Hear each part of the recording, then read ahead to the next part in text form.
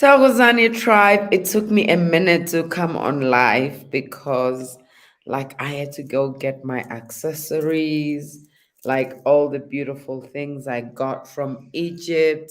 So I had to get prepared. I couldn't speak about Egypt and not speak about the arts, the crafts, um, the jewelry, the clothing. It was just magnificent. So thank you so much for coming. Thank you, Aralina. Welcome. I know we might not have as many tribe members because today we have the State of the Nation address. Yeah, I don't know how excited people are to listen, but I've been listening. To the radio the whole day and just like really wondering if we're gonna get somewhere tangible. I feel like, our ruling party has to pull a rabbit out of a hat to really pull it through and being able to continue governing because there is just a lot of chaoticness.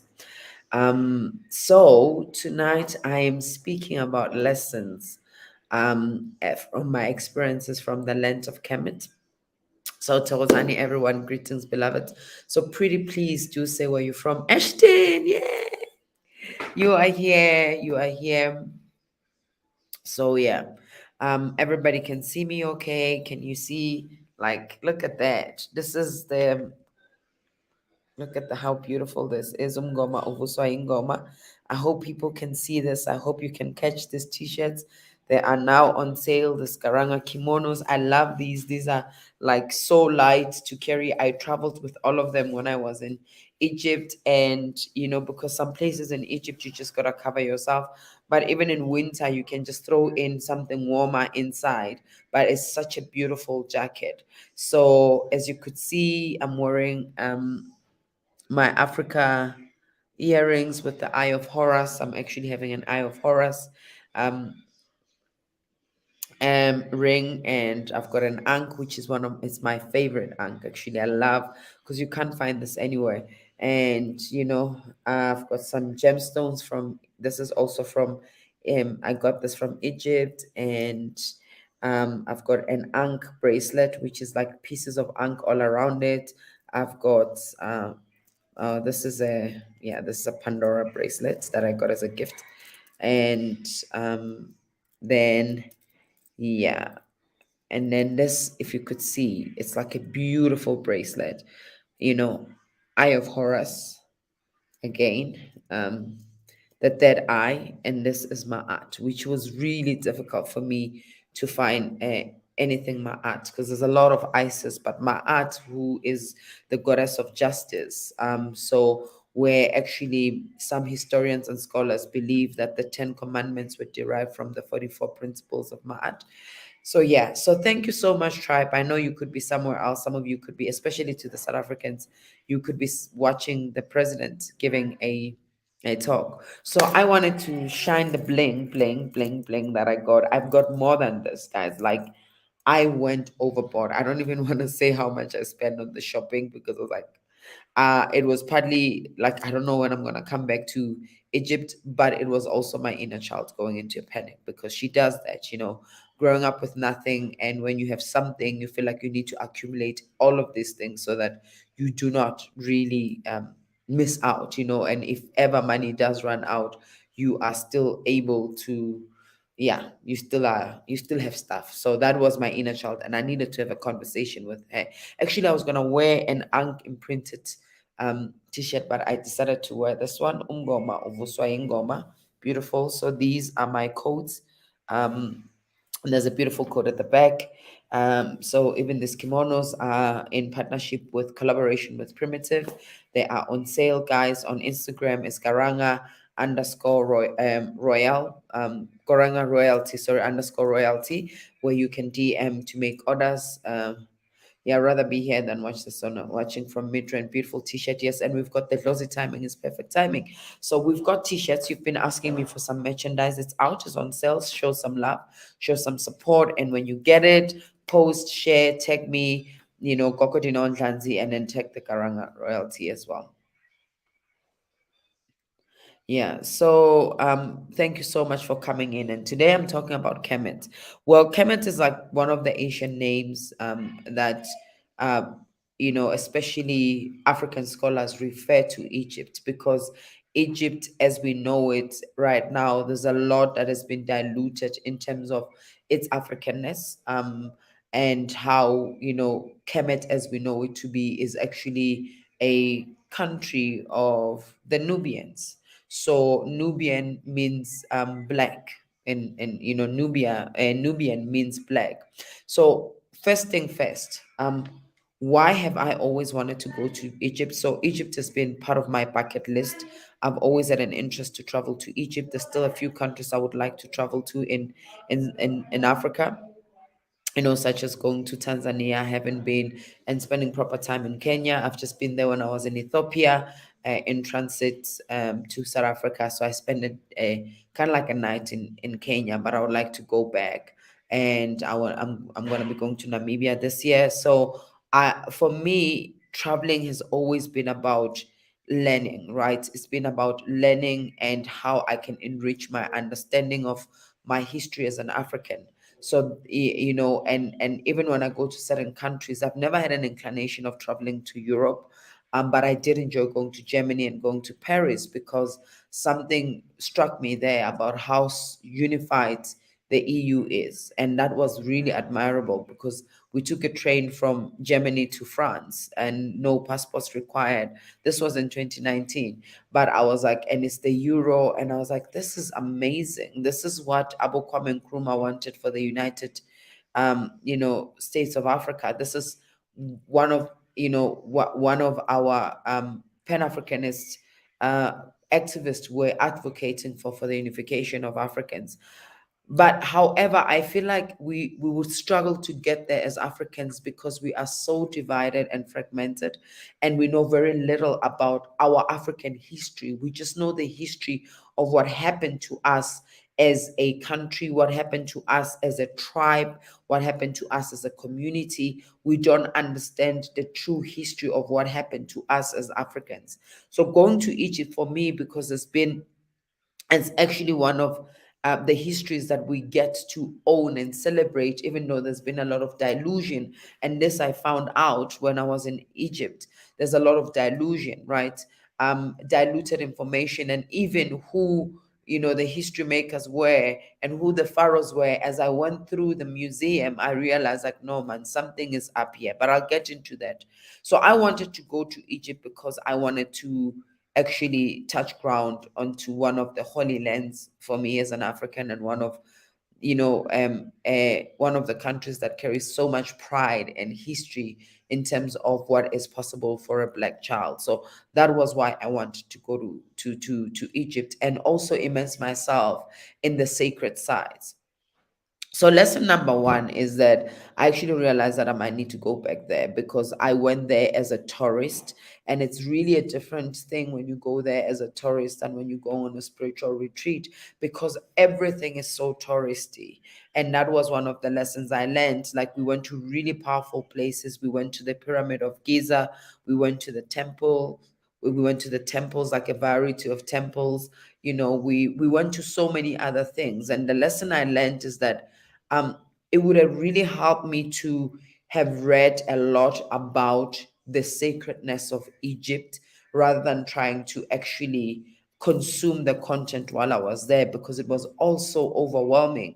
And we moved from one location to the other so quickly, and so speedily, that I want to take pictures for content. So it became quite a lot to take in all at once, that some important information gets missed, because also with your tour guides, like, they go through so much information, because there's so much to cover on the itinerary. I was gone for 10 days. I was gone with a group of about 14 South African people. It was organized by my life coach and the woman who trained me as well. So yeah, so lesson number one is that learn a lot about the sacredness of Kemet before you even go to Kemet. I thought I knew a lot, but I really didn't know a lot. So for me, it was that, because also the things you read on the internet about Ethiopia, I mean, Egypt, any other country, I think is very touristy, so you don't really get to learn about the significance and the power of the places that we're visiting, because everything is just about getting tourists to come and put their money, but versus getting people to come and really find healing into those spaces. So that was my first lesson. Lesson number two that I learned when I was there is that it is indeed a sacred site, and I needed to do some kind of rituals, and I'll explain what happened to me when I entered the Pyramid of Giza. You see, I'm even bepping because I was actually wearing this very same garment, and we were told that it's important to go into those sacred sites with something that you could bring back, because the energy of it is so powerful.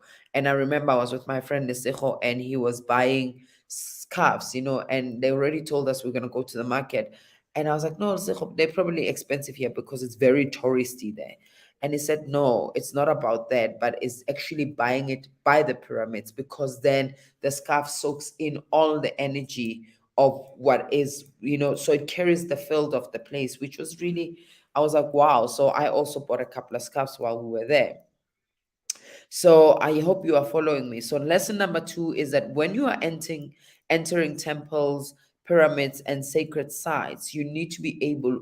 There's no way. So we went. We went to the pyramid site. We went to go see one of the biggest pyramids, the Pyramid of Giza, and it's like a cave. You are entering a cave. As I speak right now, I get like anxiety, because that's how uh, uh,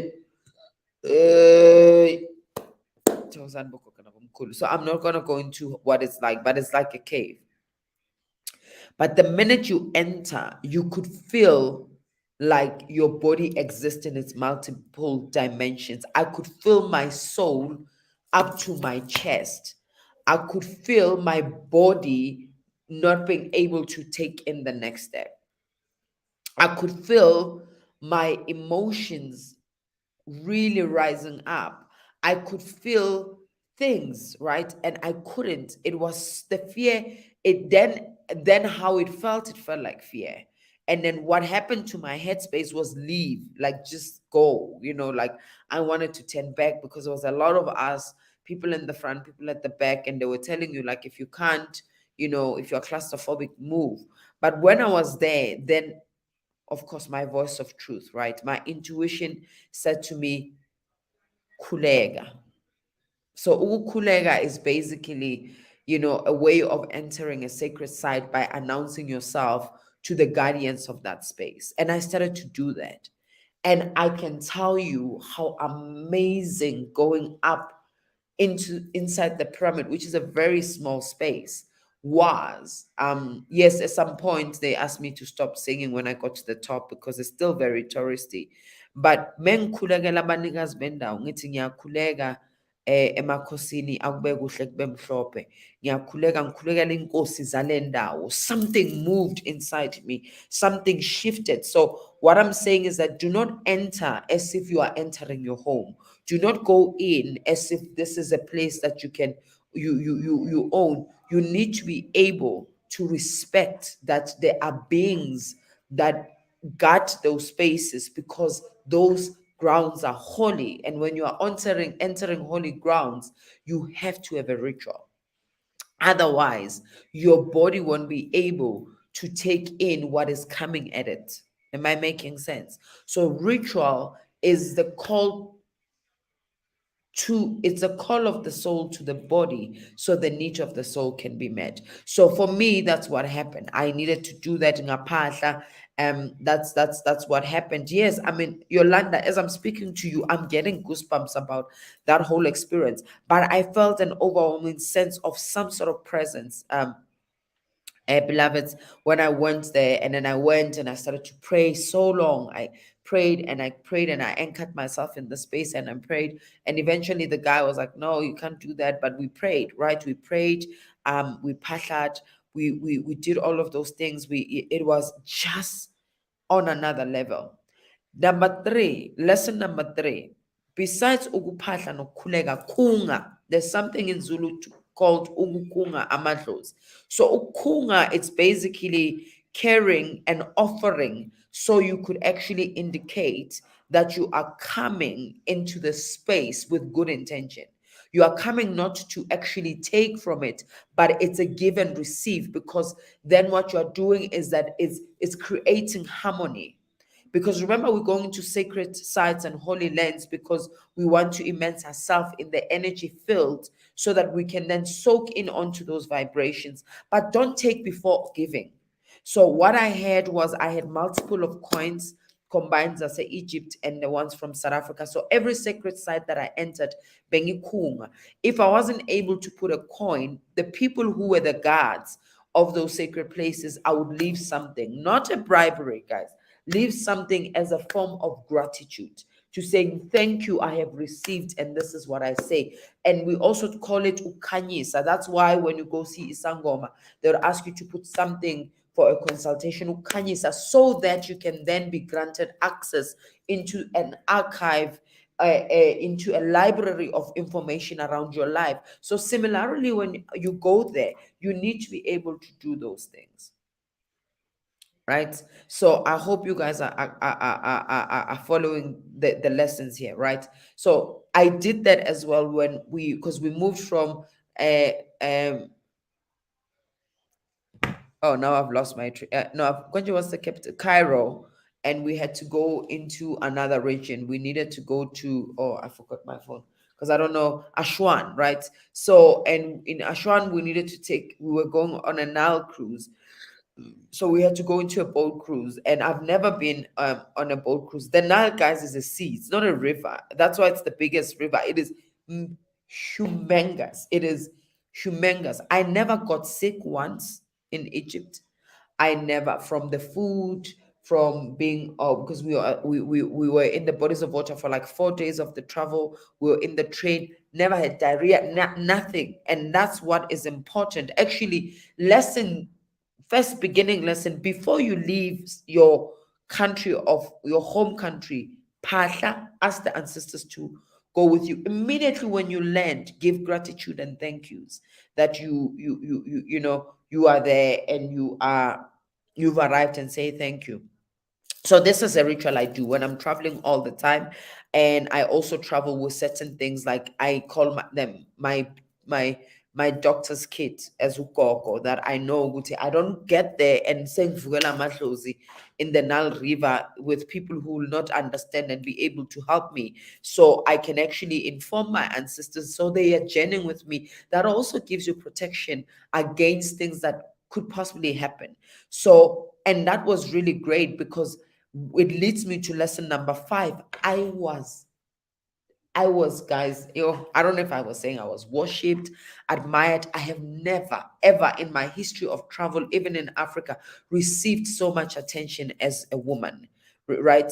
From not only men, but women too, but mostly men. Like, they were just at awe at my beauty, at my body type. They were like, oh my God, Nubian queen. Like, they were literally worshiping the ground I was walking on. Then that made me realize that actually, if Egypt is indeed, as some scholars say, was a Nubian, Nubian, because right now, it's more Persian, but it was Nubian. It was a Nubian country. We were there. We are the Egyptians, if that makes sense, right? And everywhere, guys. I mean, I was with my friend Esijo, and they kept on saying to him, "You are such a lucky man. Like, dude, tell us how to hook us up with a woman like this one."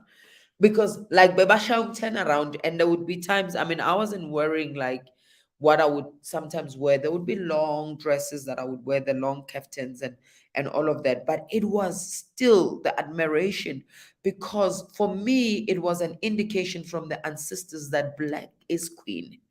It was that validation of like black is queen. And that's something we need to be able, that I walked away with very deeply in Egypt, because everywhere I went, I got like first priority. I got attention. I got the best service. We were a group. I remember even when we went into the airport, I wasn't stopped. My bag was not requested to be searched. Like it was just smooth. And they were like, Kanti Gogo, what's going on with you? You know, it was as if because I'm a Gogo, which I think partly yes, because mina ngumuntu wama rituals. But I also feel like partly because I have come back home to reclaim my, my reclaim my power, right? To reclaim my greatness. So yes, being black, don't like I'm saying, internet is something else. It's quite limited. But what for me was amazing was just the respect, because a lot of times when I go in African countries, you'll find that people abelungu mostly are the ones who'd get the most attention, right? White people, like, because in other African countries they don't see a lot of them, right? Because people in Egypt are not, they're not white, they're light skinned, but they're not, they're more Asian than European. But that was incredible for me. It was really incredible because they would call me Nubian Queen. That's why in some of my hashtags from my posts, I would say hashtag Nubian Queen, because that's how great it was. I mean, I remember we went to this papyrus place where they make the original. They actually use, because papyrus is made from a tree bark. So they were making it, and I was sitting, while they were explaining things to us, and this guy was like, "Oh my God, you are just something else." And I was like, "Oh, thank you." It's like, "Yeah, but I can tell you married, but can you hook me up with a South African woman exactly like you?" And that's what he said. Like, I want them like this. It's like, look at you. Look at, like, he was like, oh my God. It's like you could see like his jaw dropping. And then it makes sense with, okay, why Tubes is like,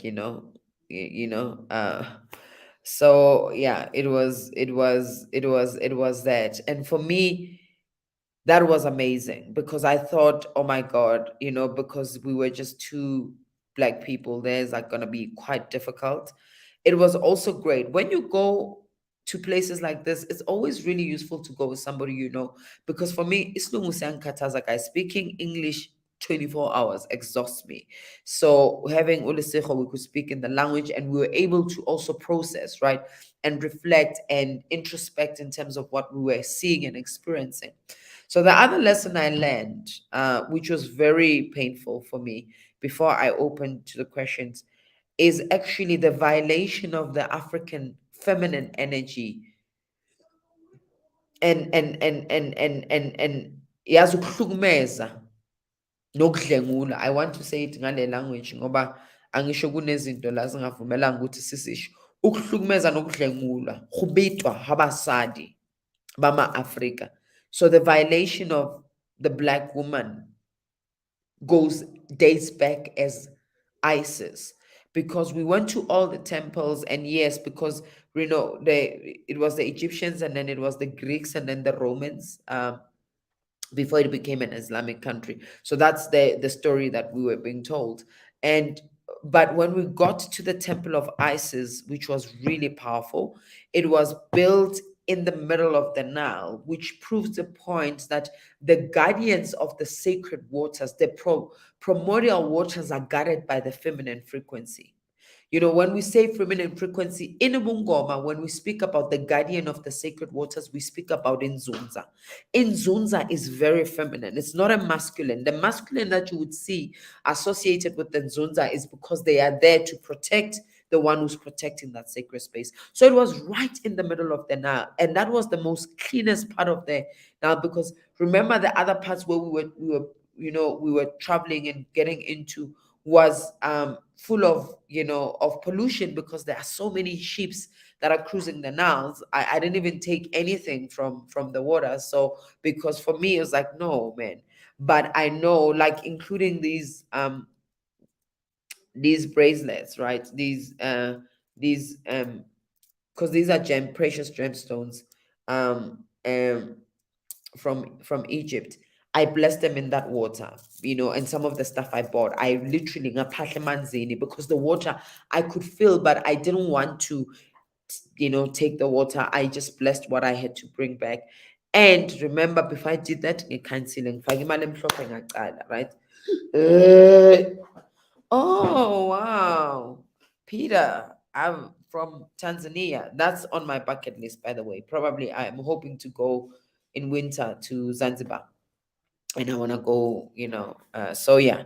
But let me get into that. So I blessed, and the water there felt much more powerful, and that's when I saw black people in where there is, where there's the temple of Isis. There was the that's the first time I saw such a huge number of Nubians. And then that also spoke about Gushguti, the things about mermaids. It's Nubian. Like, then if the temple of Isis, who is a woman, is built in the middle of the Nile, the whole Nile, it's the temple is in, it's an island, it's in there. So that was like evidence that it was there. But what I'm saying about the violation, because it was the only temple that she was disfigured, like mutilated, right? Mutilated, guys. And they did say, this is not me, disclaimer. I'm not saying, I'm saying from our tour guide, it told us that when Christianity came, they started to destroy the religious people, started to destroy everything about Isis. Because you know why? The story of Isis is actually the story of Mary, because Isis was married to Orisis, right? And then Seth killed Orisis because Seth is that's the story, is Orisis' brother who was married to Isis, goddess Isis.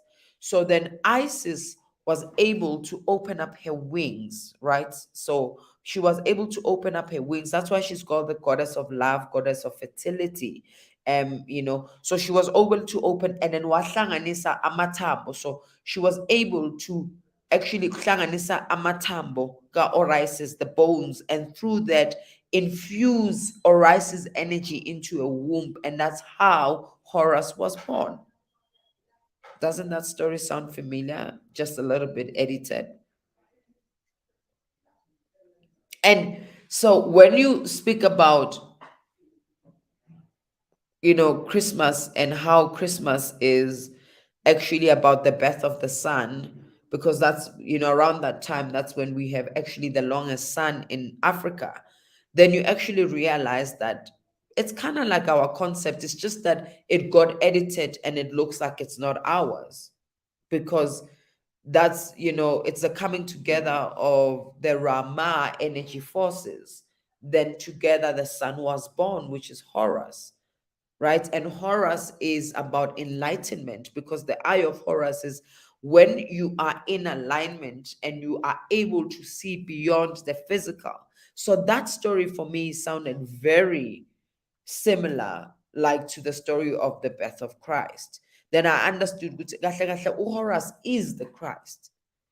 You know what I'm saying? Like that story, when some scholars say, remember, guys, this is not me, this is what I've read from some scholars, Uguti, you know, actually the Bible is even the adaptation of the Book of the Dead. That makes perfect sense.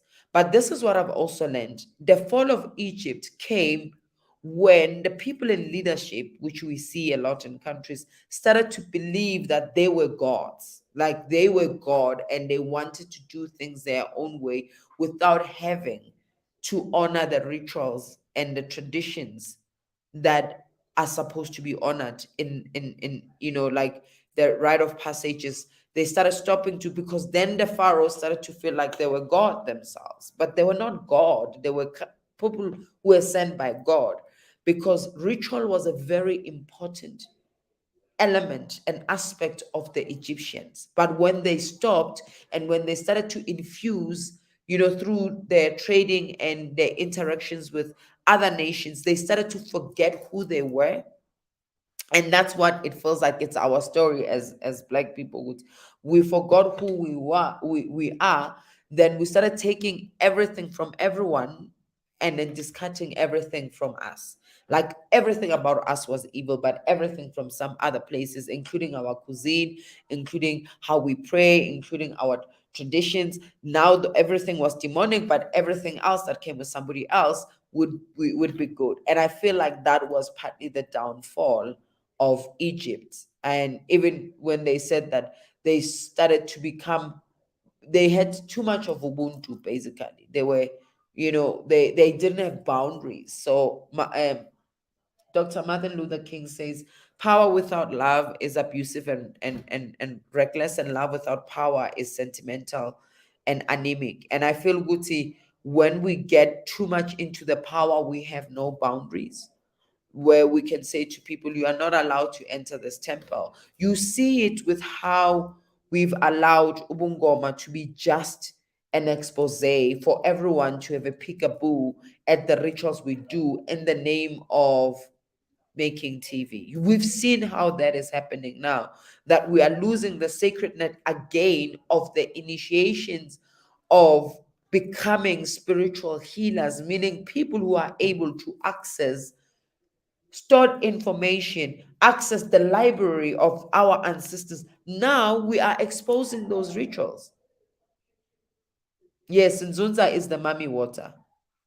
Yes, Nyasha, it's called the mummy water as well. It's also called Ashun in West Africa. They also refer it to Ashun. So that's the Nzunza spirit we're speaking about. And that's when I knew Guti, actually Isis is connected to that because her temple was built in the middle. But she was the only, that was the only temple where everything of hers, to her face being disfigured, her statues, like it was just it. I couldn't stay for long. I got triggered in that temple. I really got triggered. And I took a walk down, and this is where I got these this necklace and I mean no, this bracelet, and I have quite a few of them, and I needed to breathe and just kind of release to reground myself. And when I went back, I met an elder. uh like I just went straight to the elder, and that elder like got me some beautiful essential oils and stuff I got from Egypt. So that's that. So just a few lessons is that I think this is applicable for any travel, not only from Kemet, but with Kemet, because they have so much beauty of things like accessories galore, their wear galore, like everything. Just is just so beautiful. Just go with an empty suitcase, guys. Don't travel because I came back with like an extra suitcase of stuff, souvenirs, but also stuff that I've bought. Just go and then buy your clothes there because they are just super beautiful and it's just incredible. Number two, when while we're still at the shopping, because this is for the people who travel to for experience and getting souvenirs and nice statement pieces, is that do not feel overwhelmed to buy or pressure to buy at every store, because there is actually a market in Cairo that has everything for less to half of what you would pay for in the other tourist places. Because we went to Aswan, and it is the most beautiful. It's so beautiful. But it's so beautiful. We went to the Nubian village, like such beauty. Like guys, Egypt is magic, like magic. When you are going with a tour guide, do not feel pressures to buy at the you know tourist place. But I can tell you this: I bought this at the authentic jewelry shop, and I feel like the quality of it is really good. But there's a few pieces where you can get somewhere else, like this is also silver. But I realized that the quality of the silver is not the same because this is really high quality silver. This is silver. I bought it for like $2. $2 is how much? Like $50. Like there's unk everywhere. Like I brought so many anks. Like there's just unk everywhere. I was just at awe. This is where I got my unk stick. You've seen me posting with it. Because I have always liked the unk long before I even became Umfundisi, long before I even became Isangoma. I just couldn't resonate with the cross. I just resonated because it's a key of life. I mean, this is a key that helps you access the afterlife. So yeah, tribe, I don't know if you've got any questions, but this is all I gotta say. This is the things that I've learned in Egypt. Oh no, I think another enlightenment moment was to say it. I saw a lot of people from Spain, from Greece, but really very few Africans, and how we are in a hurry to visit all these luxurious, lush places instead of really being invested in understanding our history. That was a little bit sad for me. I think that I was like, yeah, we spending our money investing in other people's histories and not our own. So that was a really a little bit sad. Tribe, for those who've come in, please remember to like, subscribe, put on the notification button. You don't have to miss Sona or no Sona. You don't have to miss. Please follow my new page, Karanga underscore Karanga Royalty. Yes, it's Karanga Royalty. If you look for Karanga Royalty, Karanga Where Royalty. Samu, please go get my phone, Nana. My phone. Sorry, I just want to make sure that I've got the right name here. So this is where we've got the Ungoma, Vusa Ingoma, so that's the tea. And we've got this kimonos. This is actually my favorite color, but I also realize yellow is such my favorite color. If you could see, it says Karangwa here, but I want so this were samples. So they're gonna remove queen so they can have crown. It's Garanga royalty because it's about the 12 tribes of the Bakaranga, which is who we are as Africans. Because the reason I call myself Karanga is because when I understood that my mother's people were from Zim and there was Zim Galanga, but which is Karanga, and then I understood who we were and how we actually all are just one family. And I was like, this makes me feel more because I always say I am African, then South African, then I am all these other tribes. So when people ask me who I am, I say it like that. So these are kimonos, guys. They are unisex kimonos. I'm wearing the short ones. We are also making the long ones. So you've been asking, you've been asking for stuff. It is, yes.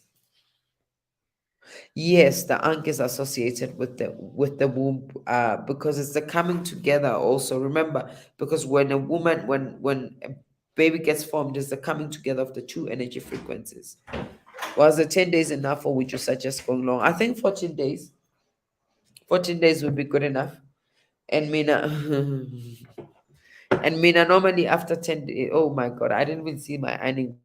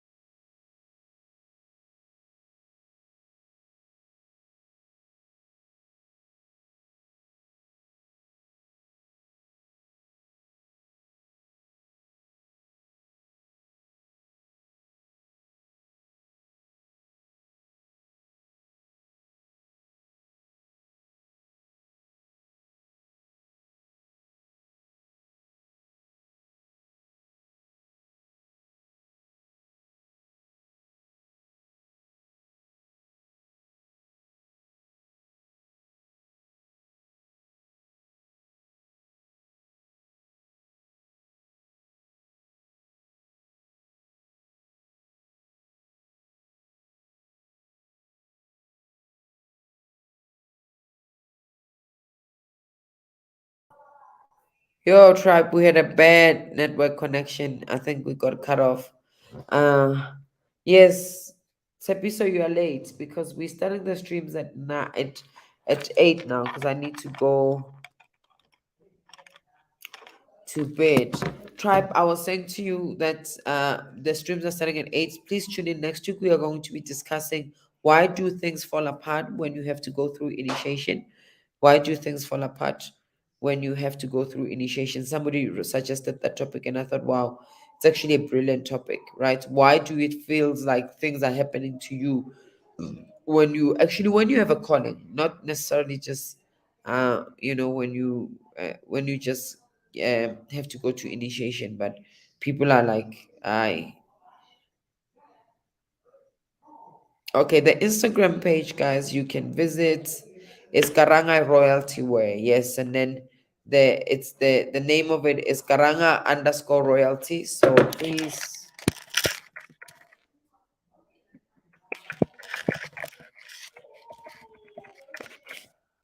yes, network load shedding is Karanga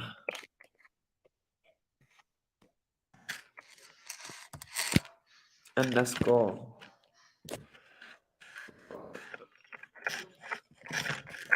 That's it.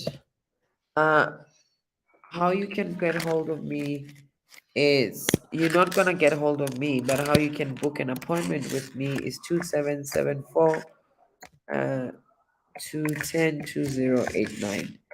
As CPay, this is the WhatsApp number. You can WhatsApp or you can go to kokodinontlanzi.co.za. Tribe, it doesn't look like people have questions, right? It's do you know as I've already answered your question, like yes, probably do 14 days because I do wish we had longer because some of the places we went there quite very quickly. Yeah, I guess there's no question. I guess oh, I answered your question. I hope I've answered everybody's question. So next week we're gonna be here 8 p.m. We will be talking about why do things fall apart for people who are spiritually gifted. Probably have covered this topic, but I think it would be nice to bring it back in 2023 with fresher new insights and simple um, dissection of why, right? And well, an Ankh, okay, I will look into it because I there isn't much I know. Probably I can do like a 15 minutes teaching on an Ankh. I'll look into that myself. Um, I'll look into that. Tribe members, thank you very much. I hope you're great. I hope you enjoy the rest of your evening. We will see each other on Tuesday. We are on Instagram.